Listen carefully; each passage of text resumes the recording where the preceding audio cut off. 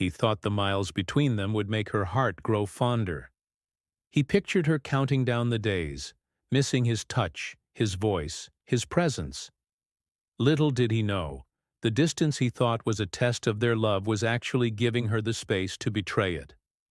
This isn't just a story about a long-distance relationship gone wrong. It's a cautionary tale about misplaced trust and the quiet signs we often ignore. It all started with a dream opportunity for Mark, a promotion that required him to relocate for a year. It was tough, but he and his wife, Clara, had been together for 7 years. They were solid, or so he thought. They talked about it endlessly. They promised daily video calls, weekend visits whenever possible, and a future that would be brighter because of this temporary sacrifice. Mark packed his bags with a heavy heart, but also with a sense of purpose. He was doing this for them, for their future. The first few months were exactly as they'd planned. The calls were long, filled with "I miss yous" and plans for his next visit. Mark worked hard, fueled by the thought of coming home to Clara. He'd send her little gifts, surprise flower deliveries, anything to bridge the physical gap between them. Clara seemed appreciative, always telling him how much she loved the gestures and how much she missed him. On the surface, everything was perfect, but slowly things began to shift. It wasn't a sudden, dramatic change. It was subtle, like a tide quietly receding. The daily video calls became shorter. Clara would often say she was tired from work or had an early morning. Mark, trying to be understanding, didn't push. He knew she had her own life and pressures. Then the missed calls started. He'd call, and it would go to voicemail. A few hours later, he'd get a text. "Sorry, was in a meeting," or "Fell asleep early, so tired." Mark brushed off his concerns. Long distance was hard, he told himself. People get busy. He didn't want to be the needy, insecure husband. He trusted her. When he'd bring up his next visit, Clara would sometimes have a reason why that particular weekend wasn't great. "My best friend is having a crisis," or "I have a huge work deadline, I'll be no fun." He'd reschedule, disappointed but still believing her excuses. The distance was making things complicated, that's all.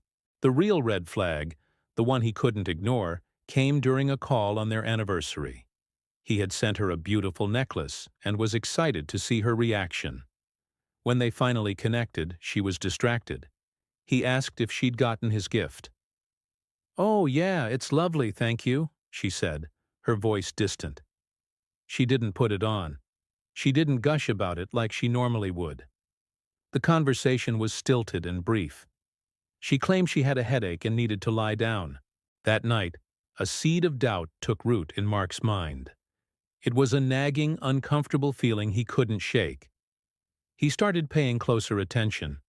He noticed new names popping up in her stories about her week. One name in particular came up frequently. Alex. Alex from her office. Alex, who helped her with a project. Alex, who joined her and her friends for drinks. At first, Mark thought nothing of it. Clara had male friends.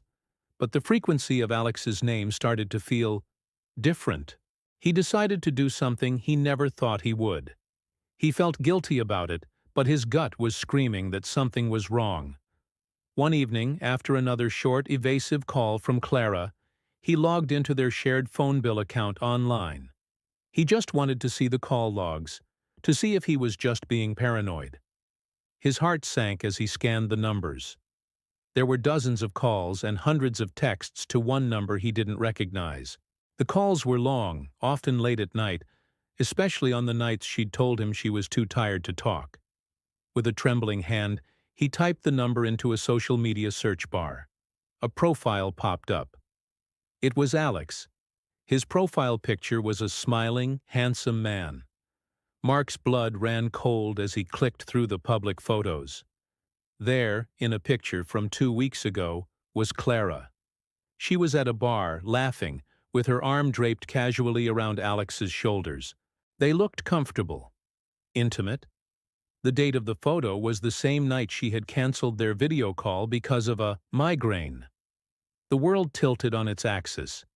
Every excuse, every short conversation, every cancelled visit suddenly snapped into focus.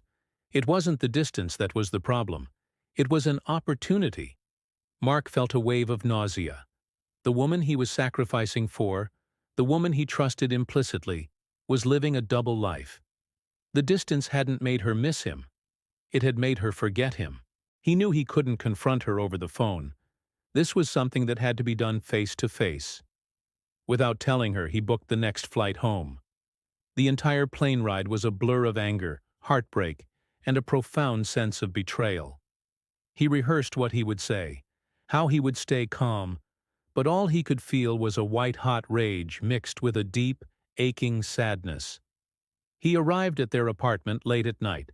He used his key, his hand shaking so much he could barely get it in the lock. The apartment was dark and quiet. He walked into their bedroom, and his worst fears were confirmed. There, in the bed they had shared for years, was Clara, asleep next to Alex. The scene was so surreal, so utterly devastating, that for a moment, Mark couldn't breathe. The silence was broken by the sound of his suitcase dropping to the floor. Clara's eyes flew open, first with confusion, then with sheer panic when she saw him standing there. The betrayal was no longer a suspicion or a digital footprint. It was a living, breathing reality in his own home. The confrontation that followed was messy and painful. There were tears, shouted accusations, and pathetic excuses. Clara tried to blame the loneliness, the distance, the stress. But Mark saw it for what it was, a choice. She had made a choice, day after day, to lie and deceive him. She had taken his trust and shattered it into a million pieces. The man, Alex, had the decency to look ashamed, quickly gathering his things and leaving without a word. In the end, there was nothing to salvage. The trust, the very foundation of their marriage, had been demolished.